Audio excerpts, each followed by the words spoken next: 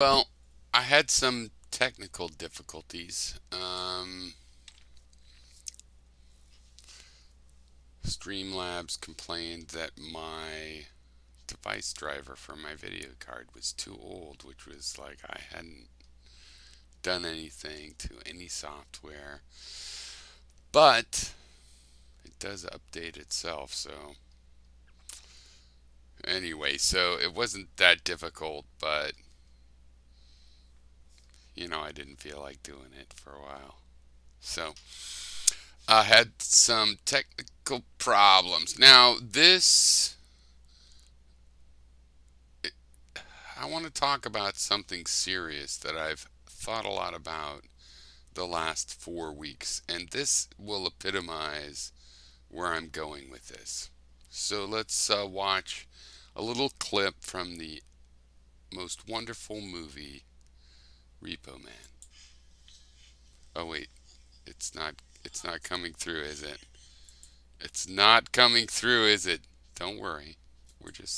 We haven't even checked if we're live yet, so I think here's why.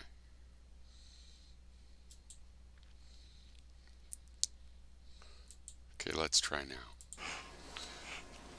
now. Otto? Yeah, I'm here, man. The lights are growing dim. I know the lights are growing dim led me to this sorry fate. It's not coming through, I is know it? the lights are growing Don't worry. dim led me to this sorry. I blame We haven't society. even checked if we're live yet, so. Society made me what There I we am. go. So we are doing fine on That's being bullshit. live. We need to rewind this. You're a white obviously. suburban punk. Otto? Yeah, I'm here, man. The lights are growing dim. I know a life of crime led me to this sorry fate. And yet, I blame society. Society made me what I am. That's bullshit. You're a white suburban punk, just like me. But it Still hurts. hurt. Hey, Daisy. You're gonna be alright, man. You're gonna be all right. They're gonna be all right. Maybe not. Maybe not. Okay, so this is something I've been thinking about, and it's a very serious subject. And I'm not going to say his name, but this is about the murderer at the Newtown school massacre. So I'll just get to the quick, which is,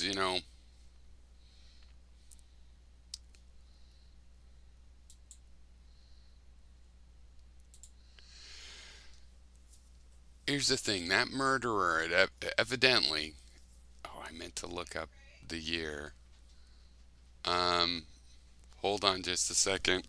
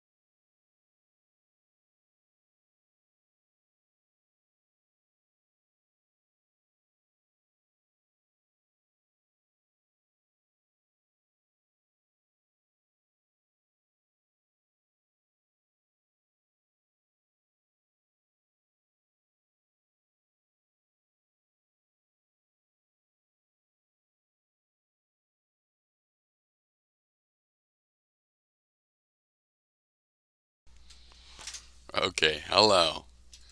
I'm sorry, my wife is more important. Okay, nothing personal.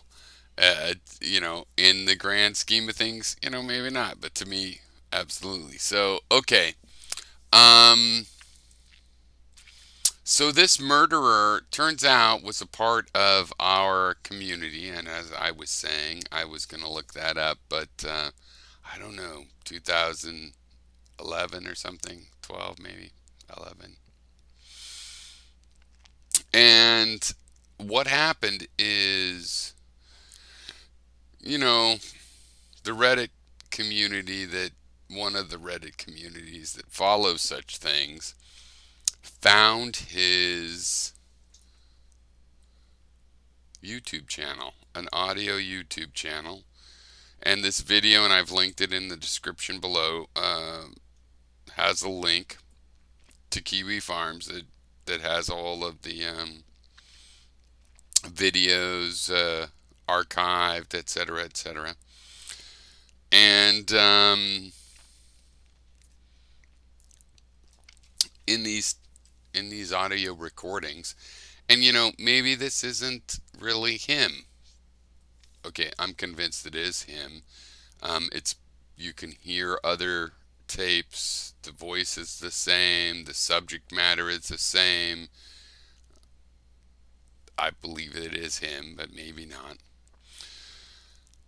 But he talks about a lot of people I'm very familiar with, like the people on this screen here, Heroin Church, who committed suicide in a Jakarta prison, an antinatalist that I don't think committed suicide. Oh, I'm sorry. I'm sorry, Heroin Church. That was derived energy. But Heroin Church, someone else I'm sorry to get that wrong. Heroin Church, familiar. Professor Anton, familiar. Pink Moon, Tranquil 87, Greytex. Not all antinatalists. So the way that this person, this murderer, was hooked into our discussioneer community, which is what I call it, was in the antinatalism branch, right? I I'm not going to say his name, just to be petty about it. Um, but he was evidently a part, at least an observer, in our discussioneer community. Now, I don't know if anybody remembers uh, talking with him, and I don't remember the channel name at the moment. It's been 4 weeks since I discovered this. I've really been thinking about it a lot and whether to say anything, but I felt like I did want to say things. For one, people that don't know this, I think you should know it. Now, I want to make clear I'm not going to say, and I don't believe there's any causal responsibility. But if you were like to find out that, hey, you remember when we were in college and we went to, James's parties at his house? Oh, yeah, the Unabomber was there. Ted Bundy was there, and, really? What was he? Who was that? That would be of interest. So it's kind of at least like that, a disclosure to make, and maybe an assessment to make. Right. So to be clear, I don't think there's any causal responsibility. However, also to be clear, I think people are responsible. I mean, I know they are for their violent ideation. Now that should be obvious. If somebody says, "Oh, I would kill everybody if it was easy or whatever. Life should end," for example.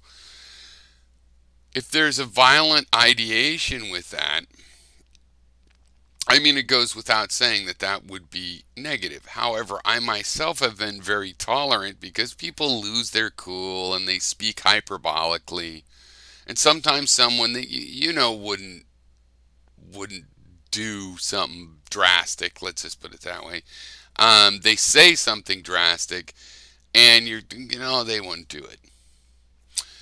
But the problem is with violent ideation and the public dialogue is that some people would do it. So I think, we do have to think and consider violent ideation and our dialogue, violent ideation and antinatalism.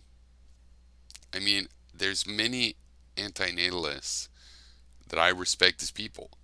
Um, Derived energy was one. Heroin Church, as messed up as Heroin Church was, I don't know what's going on now. I respected them. But there's many of them, Amanda.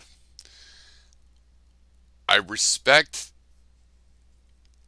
as people, and yet I would ask you to consider what's the relationship between violent ideation and antinatalism. And I actually think that there's a good argument to say that it's minimal. When I started talking to antinatalists, plural, I was worried, hey, what if they are suicidal? I don't want to push anybody over the edge. And I kind of realized, no, I don't think that's an issue in general here. And I think antinatalism has a strong argument that it to defend itself about violent ideation. On the other hand, ethylism, in Mendham's creation, as far as I know, you know, it's anti-life. I think, unfortunately, its creator has done a bunch of violent ideation and relied on the but they're not literally serious kind of uh, angle, and that also we should all consider violent ideation tendencies into ephilism. Because here's the thing that I think this should help us admit, something we should have realized before. I'm not saying I didn't, but I'm also not claiming that I did. That this violent ideation that we might be part of, since part of the community has violent ideations, that this is something we should consider and take serious. I call it the to be serious was right all along principle, where I'm not saying just getting a tougher skin isn't a part of what we all have to learn from the internets and the intertubes, but it's definitely unhealthy. So, what do we do in a situation like that is another issue. Should we be silent? Because there's the whole Zarathustra talks about a carpenter, or I forget, someone that wakes up with a snake biting their tongue and is like, oh, am I going to do? Snake in my mouth, and just bites off the head of the snake, spits out the head of the snake. It's like, all better. Do we just ignore the problem like that to get our speech back? How do we be careful about such things? I don't want to promote or have any violent ideation, so I'm not personally going to have a problem, I don't think, with the idea that let's avoid that. But in terms of tolerating what other people are going to do, I, you know, I probably have some learning still to do. I'm already along that path of taking it seriously. Am I going to be silent? No, I don't think that's going to be my approach. But I'm also not going to ignore it. This is a public dialogue, and some people in the public are on the edge. And if we talk about violent ideation that we would never do and things like that, then I think we're not free from responsibility. Um, Non-causal responsibility, but associative responsibility for some of the stuff that's going on as a part of our conversation, because our conversations are a bunch of people having thought processes and tolerating violent ideation is misleading people that are on the edge, close to acting on that. Instead of being like, well, I like to pretend how great it would be for everybody to get red buttoned and stop existing, but oh, we could never do it. Look, that's so fanciful, but someone else thinks they're going to take a hand at it. That's something we can't, not take seriously. And the person that posted that video is the friendly antinatalist, and she is an antinatalist, but that this has caused some reflection in not just this, other things. So, okay, final take on this. As it happens, I'll tell you the reason real quick. I got a Quest 2 because I figured, I don't like Mark Zuckerberg any more than anybody does, but I'm not going to let him keep virtual reality from me. So I got actually a couple of these Quest 2 devices.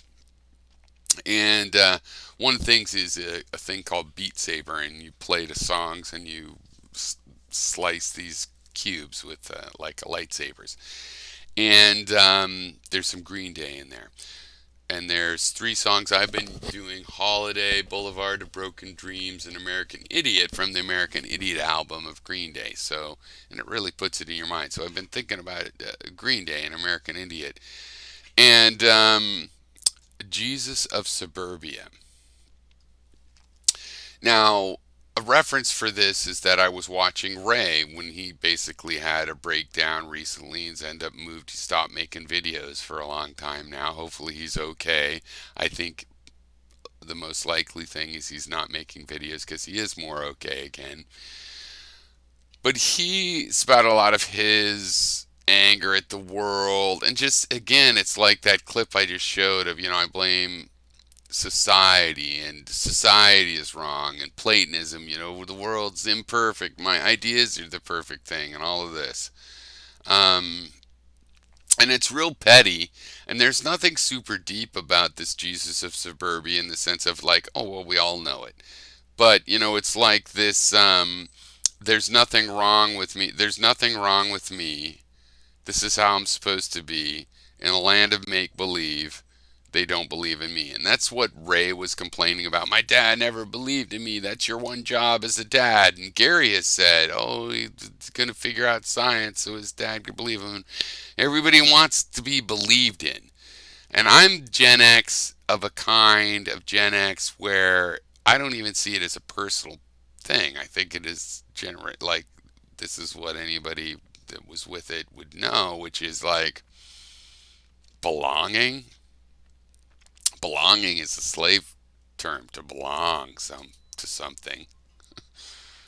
You're a slave, then you're the property of something. That's my take on it.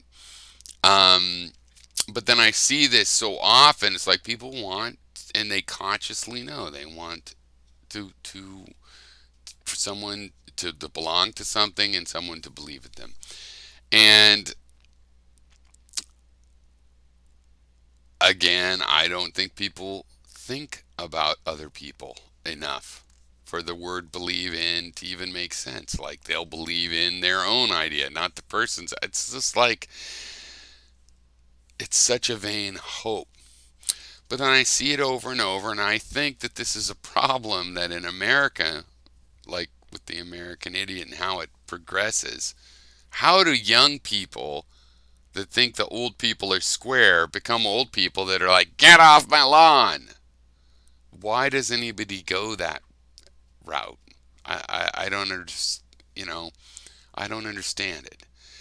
If you think that the youth need to be listened to when you're young, then you owe your own self some faith that, yeah, maybe they should be listened to. Now, as an older person, you might find out, but wait, I was crazy. Here's where they go wrong. Fine, give some good advice to the youth then. It's still true that they should be listened to, for example. Just as an example. But people are not being listened to, and in America especially, I think, there's this fake it till you make it idea that's out there where people don't want to fake it. People want to feel legit. Now you can LARP, and if you're a really good LARPer, you could feel all legit. I am a anti-neutral wizard or whatever.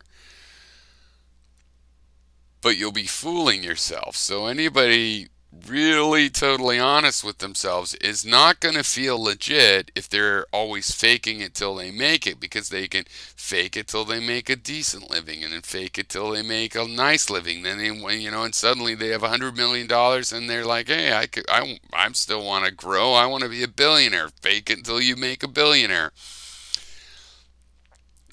And if they don't do that, they feel like society is make believe, like this lyric. And if they're just honest, then they're not going to get anywhere, right? So if they're honest, no one believes in them for being honest. So they have to fake it and trying to get people to believe in them that way. But if people believe in them when they're faking it, they won't really feel like they're believed in their actual beliefs, because they're just recapitulating, spitting back what the people want to see, and that's how they're getting believed in, and it's not them that's believed in. This is sort of the swirl that people are caught up in that makes them really, really angry. It makes it hard for them to see that, like, their parents were just people that, hey, they didn't have godlike perfection powers. Wow, what a surprise. So, I see some Discord. I see some Discord chat. I should go check that chat. I'm talking about Musk. I'm not, but I've been thinking about Musk as well because he's gone a little bit nuts. I am not dehumanizing trumpeters. Never. Would never dehumanize any humans or even animals, really. Um, so I think this anger about when people, seems to be a lot of men, American men, um, decide that, oh my God, the problem I have with the world is that the world's wrong. The world is the thing that is. Now, man's world, mankind's worlds and customs, those are unjust and we should change those. I could see hating on those. But I'm talking about when people go, no, the whole world, the whole thing, the whole universe, the idea of existence. It's a dirty copy, or it's not even good, or it's whatever. I think that's related to this world of make believe and why does nobody believe in me, and that sort of thing, because mankind and even animals and weather and other misfortunes can create tragedy among humans, and it is natural to bemoan that. But once you condemn existence itself, then I don't see how you don't start on a path that leads to despicable crimes like this Newtown murder.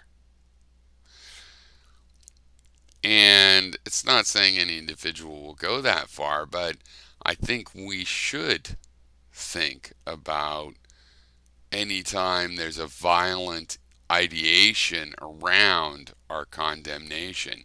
If you just want to criticize, then I think that's useful. You can help make the world a better place. But if you say that the world can't even be a better place, and you do violent ideation, because feeling fine, because, oh, I won't act on it, you can't ignore the public dialogue and the fact that statistically some people will act on these things. And you make a near brush with this kind of pathetic loserness to be such a kind of murderer. Because that's the other thing. If you ever binge watch interrogations, one thing I think you'll find is that people do these heinous murders. They're pathetic.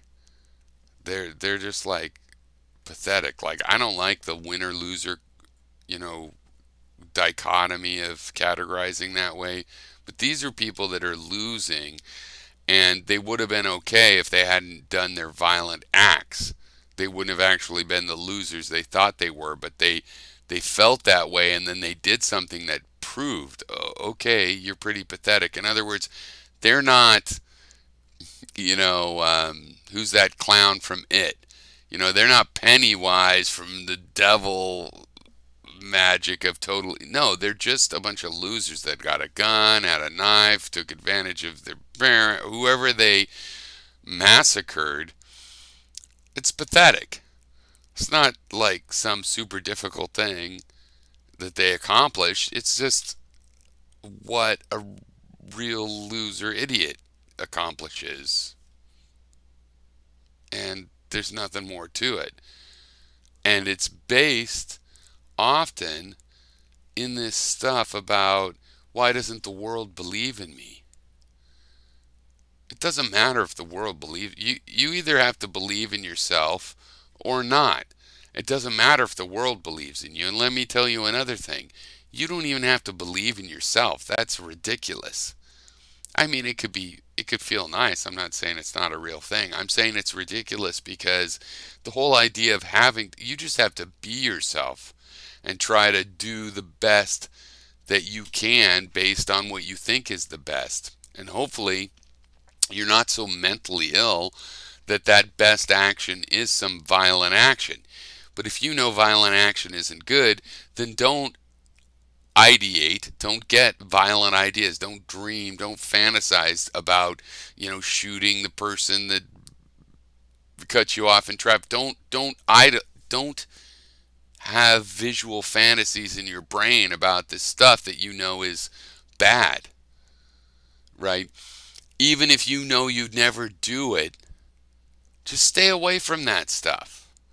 And anybody that takes part in the public dialogue, especially, because all of us are out here. And your little rant with violent ideation in it can have a real impact in the world, even if you're not responsible or causally responsible for that eventuality.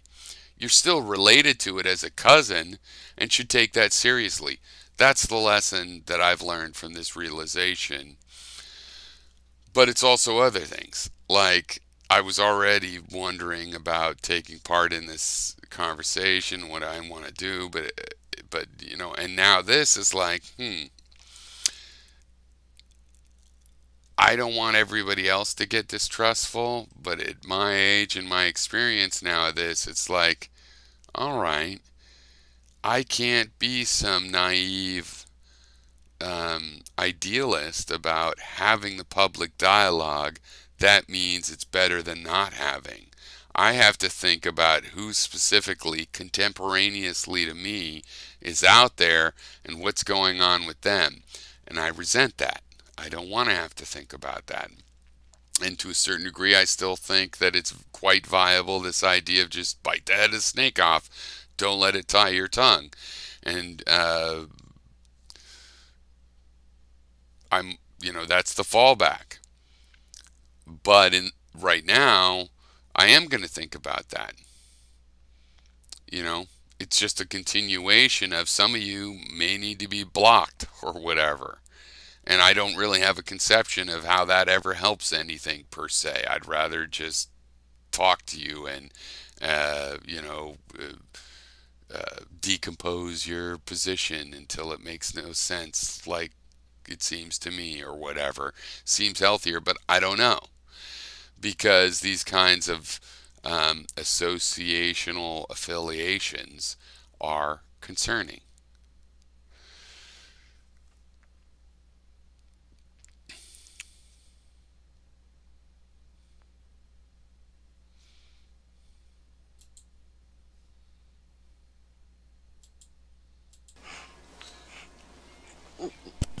Otto, Yeah, I'm here, man. the lights are growing dim. I know a life of crime led me to this sorry fate. And yet, I blame society. Society made me what I am.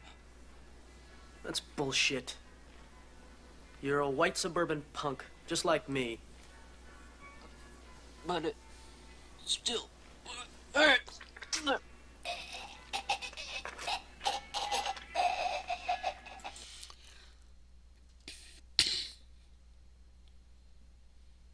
Crime is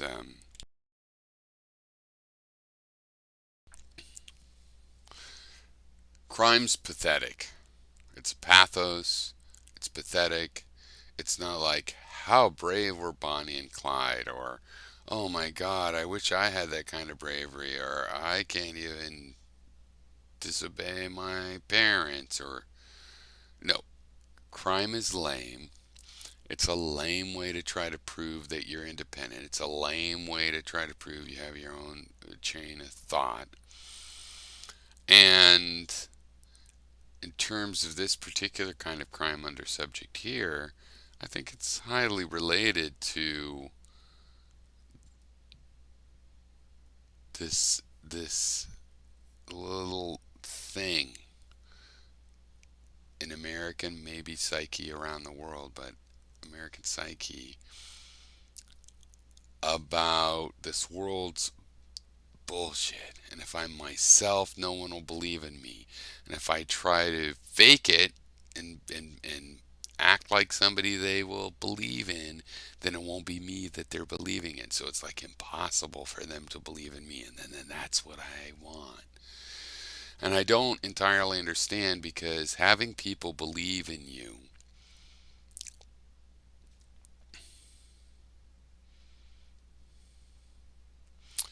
is something. I mean, I see why people value it, but to me it seems empty. Like all you have is what you can accomplish for yourself. Other people believing in you doesn't help you accomplish things. It builds up your confidence or whatever indirect thing. But like either you can make it or you can't. You can find out by trying to make it. Proving to other people that they should believe in you, that you can make it, is like just a waste of time. Just get straight to making it, if that's the thing, and define what making it is yourself. So I'm coming slow to this angst that all these American men are feeling about wanting their dad to believe in them and so on. And I am sympathetic, right? Like, and you should be sympathetic with me, because I've just been out in my lone the whole life. Like I didn't know you could expect people to believe in you. Was that a thing? Oh, maybe I would have done that had I realized you could expect people to believe in you. I never knew that. So you have sympathy for me, I'll have sympathy for you, but I'll still say that I am probably biased, but I think that it's something to get over. Um, People believe in you or not, you don't really know, and you might think they do, and you can go ahead and think about it. But don't put so much stock in it that you go on some, rebel tirade, performative rebel tirade, and LARP around as, you know, Satan's apostle when you're really just being pathetic.